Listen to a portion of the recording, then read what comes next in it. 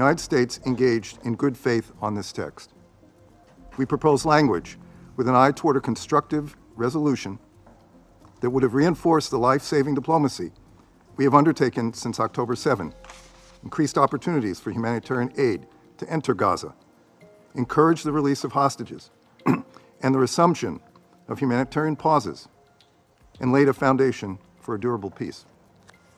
Unfortunately, nearly all of our recommendations were ignored, and the result of this rushed process was an imbalanced resolution that was divorced from reality, that would not move the needle forward on the ground in any concrete way.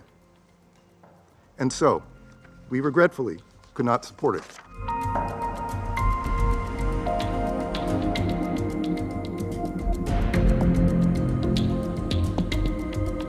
This text also failed to acknowledge that Israel has the right to defend itself against terrorism, consistent with international law. This is a right to which all states are entitled. As I stated earlier today, no country could or should tolerate what Hamas did on October 7.